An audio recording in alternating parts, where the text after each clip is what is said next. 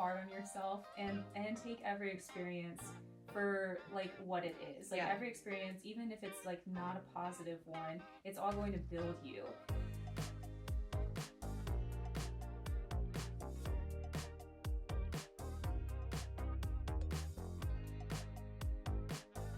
Christina, thank you for joining us. It's really exciting to have you here. You walked 15 yards from your desk to get here, so really good stuff. But we wanted to start just hearing a little bit about like your personal background, your story, what led you to Vanderbloemen. Take it away. Yeah, how'd you get here? Awesome. Yeah, so I guess kind of long story, but I'll try to keep it as short as possible. Yes, please.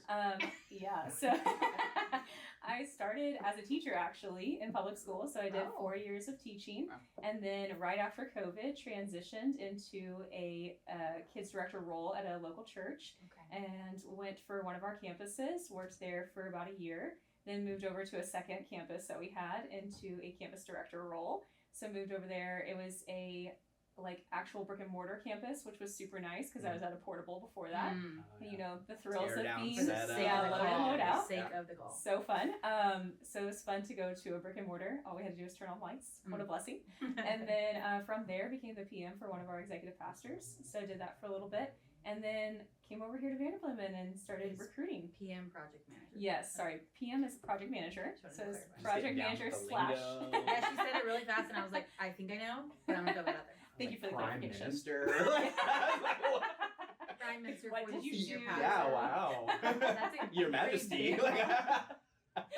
We don't even deserve to be in this conversation right now. Thanks for being here. That's awesome. Been around the world, guys. Okay, so did you always know that you wanted to work in the church? Like, what did that look like for you? Like, you know, growing up, obviously you could have wanted to be, you know, an astronaut your whole life, but what was your initial thought as you were kind of getting into your 20s and into your career? Such a great question. Early on, I wanted to be so many things. Like, I wanted to be in the Air Force when I was in 5th grade. And we all had those moments when we wanted to be a pop star, right? Sure. So there was that time period where Brett still does. So. I'm just following Katy Perry. I want to be an astronaut and a pop star, so Katy Perry. That's the formula. Definitely. That's my dreams too. I didn't have the voice for it, so like we're very grateful. God did not call me into that. But no, I didn't really know. Like, growing up, I knew the Lord, but we didn't have like a close relationship. I wasn't in a church until like my 20s. And it really wasn't until I was a teacher that I started going to church. Dang. So it wasn't until my late 20s that I was getting involved in the church, actively involved. And that's kind of really where my story started, like really walking with the Lord. And so I had no idea, you know. I started at a church that was more close to my house, but was really craving that community. And so when I found the church that I started going to, like later on, it just felt like home. Like I was able to meet community, meet people my age, like in the same life stage. And we were just, again, doing that load in, load out life and building community together. And it was just so fun. And I just felt so drawn to it. And like teaching is tough, y'all. Like it really is a tough field in public school. And like going through COVID was its own challenge. And so I knew that was never the career path I wanted for myself. I just felt like God calling me into it. I didn't know why. So it was a really weird journey. My family was like, why are you even doing this? And I was like, I don't know, because this was never my dream. And so I always knew teaching wasn't going to be a long-term career for me. I just knew it was like where I was being called in that season. And then from there, I just had such a heart for the church I was serving that I was like, if this ever opens up, if there's ever an opportunity, like I will take it. And so it was like a year before I got brought on staff, they opened the like brick and mortar campus. And I went to the launch and I was like, this is amazing. I want to work here. I want to be at this specific campus. And this is where I really feel drawn to. And there just wasn't an opportunity at that time to go there. But one of my campus pastors brought me in for his location, which was the portable one. And so going in there is where I started my journey. And so when he said, do you want to come work here? I said, yeah, like I'm ready to quit my job tomorrow. Like I've been waiting for this. So when that door opened, I just felt like, all right, he's really like the Lord's releasing me into this ministry. And then from there, I just like honestly never charted my career. It's always one of those things that feels like a little cliche in the Christian world, but it really is whatever God has next. So I've always just been open to whatever door God is opening. Speaking of, is the Vanderbloemen door, like jumping from church world to this world, what made you say yes to that? That's so good. Honestly, I heard about it through a friend here. Shout out to Raina. Love you, Raina.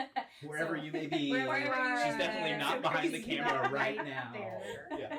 So whenever she told me about this opportunity, started looking into it, I was like, that sounds like a really cool opportunity to serve the whole church. Right. And granted, when I was working at the church, I didn't know all the ins and outs of the whole church. I'm like, the church, the Big C Church, is so huge, and it covers such a wide variety of denominations and people and just all these beautiful things that I was like, it just seems really cool to be able to serve the whole church in like a broader capacity. Yeah. So I loved what I was doing at the local church, but this is just such a unique experience where now we're helping people seek their next opportunity where God is calling them. And so it's so special to be in those like moments with people as they feel like that transition. And sometimes it's very vulnerable. Sometimes they're coming from church hurt. Yeah. But to hear those people that come from church hurt and still are like, I love the church. I want to do this. Wow. This is my heart. It's such a beautiful thing. I love that.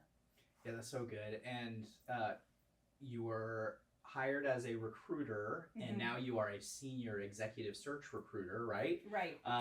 With both of those functions, now you have more responsibilities, more things, because she's pretty good at her job. She's pretty good at her job. Pretty good.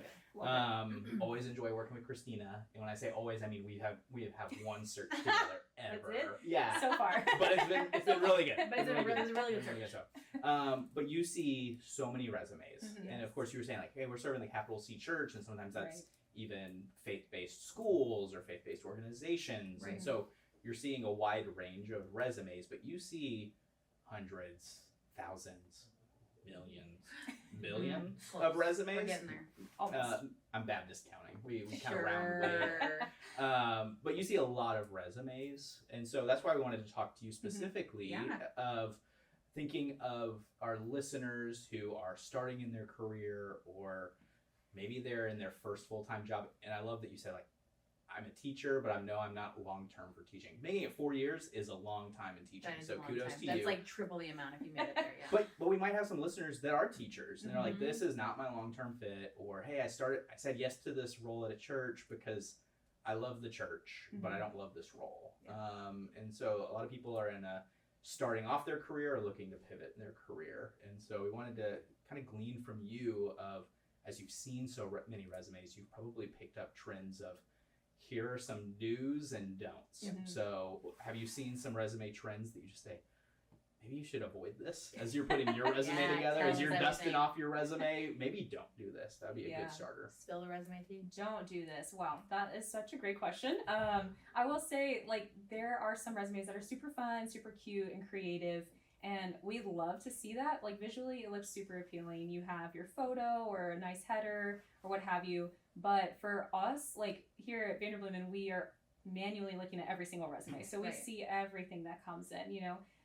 A recruiter has its eyes on it. So that's the nice thing. There's a very personal touch. So we can kind of filter through every single person's resume, dig through it and see what's on there and if it matches, right? But some companies don't have like a personal touch. They'll have an ATS system. And so sometimes if it's not connecting the dots between the position they're applying for and like what's on their resume, it can get lost in that system. Yeah. So we've seen that in our system. Sometimes it'll pull incorrect information for a name or a location or a phone number. So the way, like, just having it nicely formatted where you have your name, your phone number, your email address, but starting with your name at the top is always really helpful because that's where the ATS system is going to pull from first, you know? So you don't want your location to be at the top because it could pull your location as your name. We've seen that happen in our system. Interesting. So yeah, kind of keeping it very clear, your name, your information at the top, and then just a summary of your, I'm trying to think of the word. I'm like, experience. Yeah. So a summary of your experience from there, starting with like the most recent and then like filtering down, because we have seen resumes that are out of order and it has been a little bit confusing, you know, so they might have 2006 to 2007 and then they go down to 2013 to 14 and then they're like 2005 to 2007, whatever it may be. So when it's out of order, it can be very confusing, especially when we do have eyes on it. We're trying to track where they've been and the most relevant experience because we're like, okay, this is where you were 20 years ago. Where are you now? So it's helpful if it's like in order, and especially if you're making a transition, having those pieces like how I said I was teaching but I was serving in a ministry also. So I had that listed as my volunteer experience of what I did in the ministry, you know, responsibilities, anything that I was like taking on, so that could be visible as well. So that definitely helps. Like if you're coming from the marketplace and looking to transition to ministry, you can have those volunteer experiences and just clearly outline that you were a volunteer, but like what level you were leading at. Maybe you're a coordinator, maybe you're a director, maybe you had people reporting to you. Yeah, prime minister, you know, whatever you did. The queen. Yeah, and I think what's huge is to identify what is paid and not paid. Yes. Because the later you go into the process and you're hiding that, the bigger of a flag that's going to be. It's like, oh, you were misleading us. Absolutely. I was doing an interview maybe 4 or 5 months ago, and they had made it through kind of that initial phone interview, and there were things that I liked, and when something smells fishy, you're like, okay, I'm trying to dig a little bit deeper, right?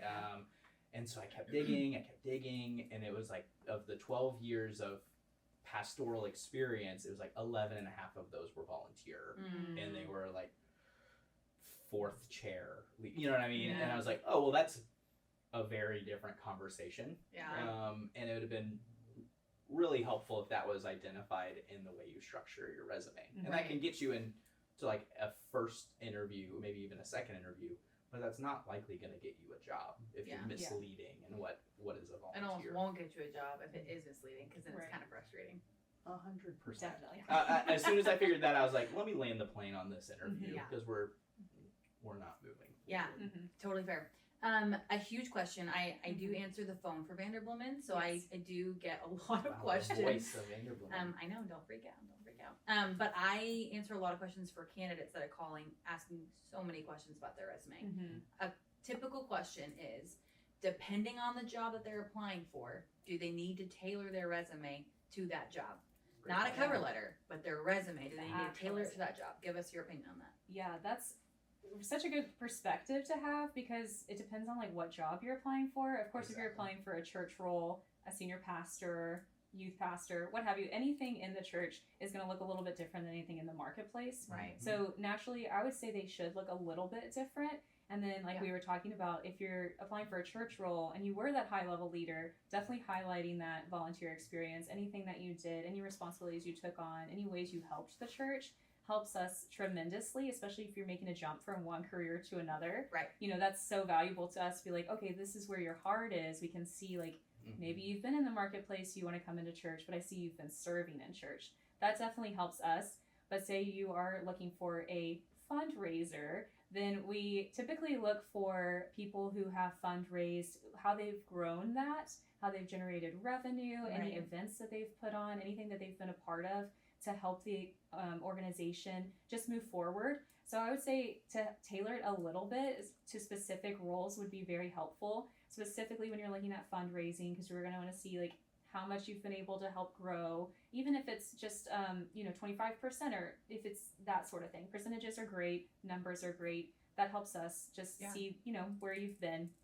And then if it's anything like more specific in accounting or what have you, if it's architecture, of course we just want to see those skills. So whatever job you're looking at, you do want to kind of see what they're looking for and how your resume does match up as best as possible within the scope of what you actually do. Of course, we're never saying to lie on your resume, but we're saying like, what can you highlight that does match the job that you're looking for? Exactly. And I think taking that even one step further, like when there's an organization, they have, here are like our Vander values, here are our core values, trying to identify a couple, 3, 4, and it's like, again, not misleading, but how can I highlight things from my resume that speaks their language? Absolutely. And I think that's really helpful.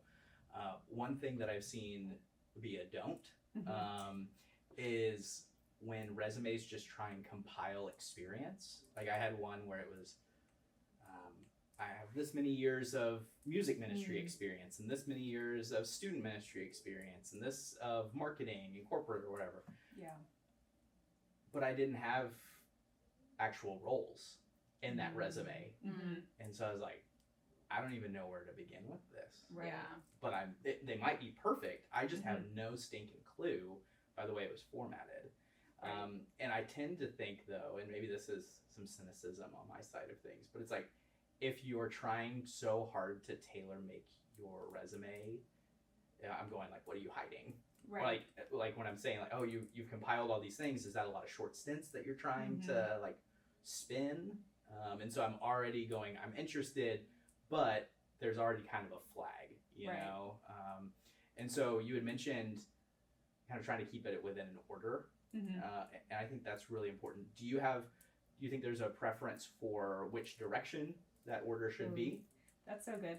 I prefer like most recent and then down from there, just so we can see kind of like what you're doing. And then also it helps us see the trajectory, like where did you start and like what was your pathway, and just to see kind of that movement to help us see like, you know, where you've been, what does your career story kind of look like. And I totally agree with you about the paragraphs. It can be so convoluted and like confusing if you have like summaries and just broad paragraphs, because we really don't know. Like it would be so helpful to have the job, the dates you were there, the titles, even if it's the same organization.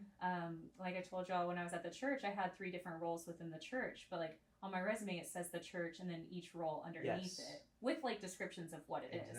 But like very bulleted, easy to read, quick glance, like overview. Because if you do that poorly, at a glance from a recruiter or anything, that looks like 3 very short stints. Right. Yes. Exactly. Yes. Like you got moved and then moved and then moved. And I think that's a huge pitfall for a lot of like young people putting their resume together. Is there's like, oh, I was at this company, but I served in 3 different roles, and they're like, Vanderbloemen in this role, Vanderbloemen in this role. Yes. And at a glance, and sometimes as a recruiter, I mean, you're looking for specific things.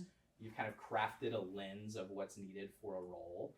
And a lot of organizations, especially hiring young individuals, I understand they're not going to have like the largest experience pool, but a major flag and something that they're kind of nervous about jumping into is a lot of short stints. You're like, are we going to be like the 5th short stint on your resume? Absolutely. And so being able to quickly say, no, I had 3 different roles at this company or this organization or this church because I grew and now I've kind of hit a ceiling, and that's a completely different story.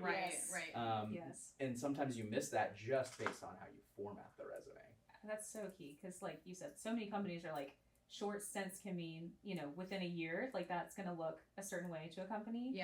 We're seeing the trend of like people are staying at their roles 2 to 3 years, so that's a fairly normal stint for people these days. I feel like that's pretty normal. And but like you said, like if it's looking like you're at multiple roles and it could be different organizations, then that gets a little bit more confusing. That's right.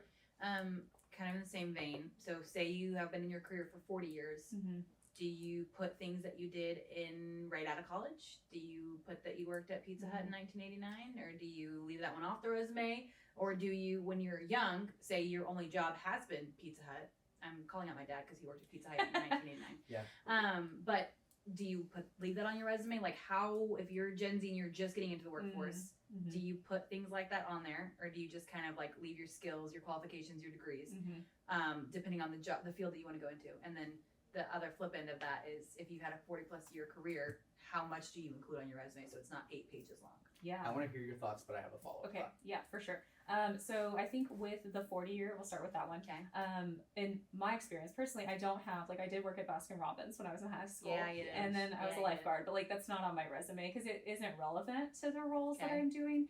So if it were more relevant, maybe I would keep it on there. I have my first like professional job still, and that's still been, you know, a little while. Not that long, but it's been a little while. It's still there. But once my resume starts to get past like that 3-page mark, I have seen somebody who told all this experience that they had, which I thought was awesome. And then at the bottom it said other professional experience, and then it listed the years. So it's like, okay, so you've been working that long. That's beneficial because like now we know you've been working, but you don't have to, like, if it's not relevant to the role, if it's not just taking up so much space, then you don't need it. But like at least we can see, you know, you've been working this whole time. So I thought that was really helpful. That was something new that I had seen, which I really liked. And then I have seen people who are like a little bit newer. I would say, like to put down the experience that you do have, and then anything that you've, you know, been able to grow into, and just what those responsibilities were. Like you may be working at Domino's, but were you able to lead your team? Were you able to be like a shift manager? Exactly. What are some things that you contributed, you know? Because it's all very valuable. All the skills you work even when you're a Gen Z in high school, it shows you have a good work ethic. If you're managing, a job and going to school and playing sports and doing all of those things, that shows you're a really hard worker. So that's going to be valuable when you get into the workforce. Yeah, I've noticed that as I have gotten older, and we're told, hey, dust off your resume. Yeah, keep it relevant. But it also helps you keep numbers, stats, and stuff in front of you, because the older you get, the fuzzier those things get. And you're just like, You're acting like you're 60. I'm an old millennial, all right? It's tough out there. No, but you're told, hey, dust off your resume, keep those things in front. And I've noticed, like, as I'm doing that, the bullet points that I thought were really important, like undergrad admissions at DBU, like, it's really just the role and the start date and end date now, right? And I think even like a Pizza Hut job, tools to your tool belt, but also you never know where connections may be.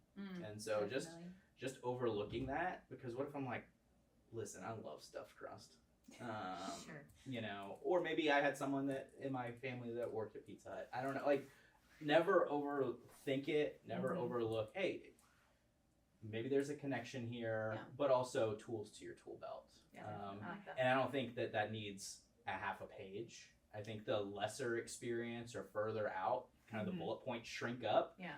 But I like the underneath, as you get older and you have more and more different roles, just saying like start date, end date, I was a youth pastor or whatever, because you might have a recruiter that has questions about that and wants to hear a little bit more about that. So it doesn't take up a lot of space anymore, but it is still communicated. I think that's great, especially like you were saying, youth pastor. If somebody was a youth pastor and say the next role they're looking for is a lead pastor, but they do have to oversee that side of the ministry, knowing that they come from that experience would be helpful to be like, oh, you know what it's like to be a youth pastor. Maybe they're overseeing the next youth pastor or speaking into it, whatever it may be. You just never know. Like youth roles right now, I've seen several times where it doesn't get unpacked until there's an interview where they're like, oh, I had a couple of summers of camp experience. I'm like, put that on your resume, right? Like, or like, oh, I help with Young Life or FC, and I'm like, put that on your resume. And they're like, it's not paid. Put that on your resume. Under volunteer, identify what's volunteer and what's paid, but those are things that are helpful to know. So, good. Well, Christina, thank you for the commute over to the Vicious podcast room. Hopefully it wasn't too stressful, but we want to end with our favorite question, right? Do you want to ask it? Do you want me to ask it? Do you want to ask it together? Okay, I'll go every other. We'll go every Lord. Okay, everybody. Christina. We started with Gallery. Okay, Christina. Yes. As you are now further into your career than you were a few years ago, right? What do you know now that you wish Christina starting out in the career would know?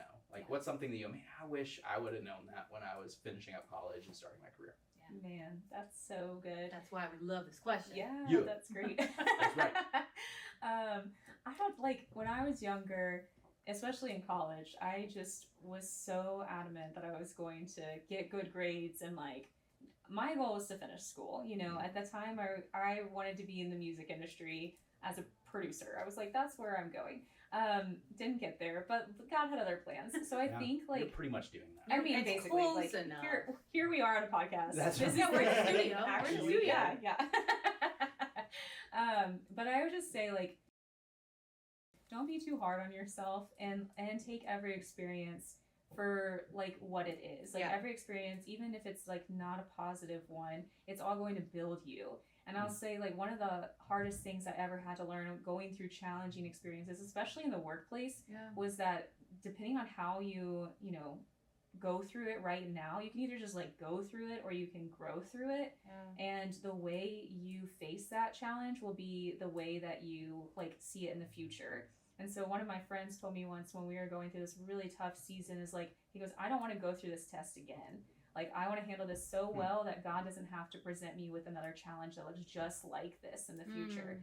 And so just having that mindset, especially when things are going tough or you're just not seeing the Lord yet, or you're like, Lord, what do you have for me? Especially when you're young, we all have dreams and desires that we want, and we may not see it till years later. We may not see God show up in our journey the way we expect, but he's using it all for his glory. Like, nothing is, like, outside of, his way for you. And So just knowing that every experience you have is so valuable, whether or not you're like, this is a tough season, but like, where are you learning? Where are you growing? Yeah. And I just kind of wish I had more of that mindset when I was younger of like, it's okay. God's going to work it all out. It's all according to his plan.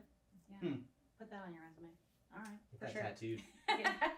Do you have that tattooed? That's right. Yeah. The whole entire thing. Yeah. The whole thing. Really like 11-point font. Yeah, definitely.